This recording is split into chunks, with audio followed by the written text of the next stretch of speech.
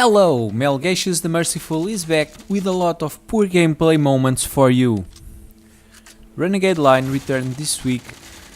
It was a lot of time without the game, so it should be a good improvement. So, was it?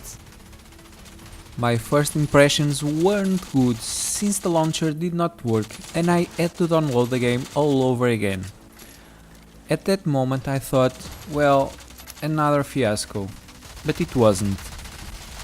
Well, it's hard to quantify if the changes are big, but it's quite perceptible that slowly the game is getting better. When I was reading the patch thread, I've thought that there weren't so many changes in gameplay, so the general feeling of the game would be the same, but I was wrong. And now I understand why some players said that the game was very good from the start. It was all there. Now we have just some bugs to fix and some balance issues, and every test the game feels way better. Okay, so let's talk just a bit about gameplay. The glitch where RPG bullets remain hovering in the same spot after being shot is fixed. The result of this simple action is that the tank is now on par with the spotter and would most certainly win every 1v1 due to the raw damage of a RPG shot followed for the bigger capacity of the machine gun. However, the lack of team-based abilities make it the second choice. It's very hard to kill 2 or 3 spotters if they stick together. In fact, spotter weapons seem more balanced than the tank ones, since the pistols seem way better than the shotgun as a secondary weapon. At least it's more useful, since it provides a good long-range capacity for the spotter that the tank does not have. So, is the balance any good? Yes, but the spoken community seems to feel that Shockwave and RPG are a bit OP. I have my doubts about the Shockwave, but I concede that, when blasted, the traveling distance is quite weak. Shockwave is a talent, so it will be linked to skill points, and probably some people would not have it maxed out. Probably lower levels of skills, or at least the option to us to be choosing the skills that we want, should be also tested along the way.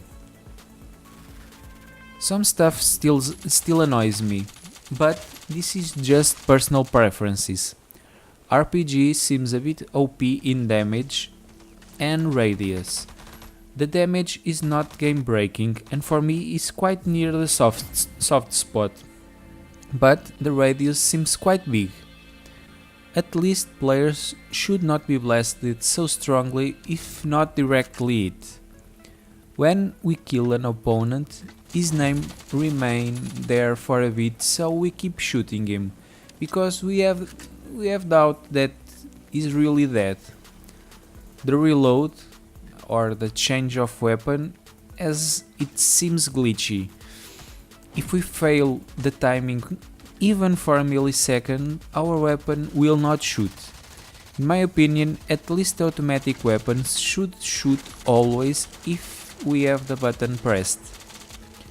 The bandage had to be assigned to a button, and even after assigned it did not show up in the HUD, so I've never used it. Speaking about the HUD, the new HUD is way better. The hit markers are not accurate when we shoot with burning bullets. Sometimes the visual marker shows some sort of random direction when I'm being shot, and I cannot understand where I'm being shot. For the first time, I've almost seen no rants in the chat box. 1 or 2 in the first day, and that's it. I was fortunate to have more or less balanced matches, and that was quite fun.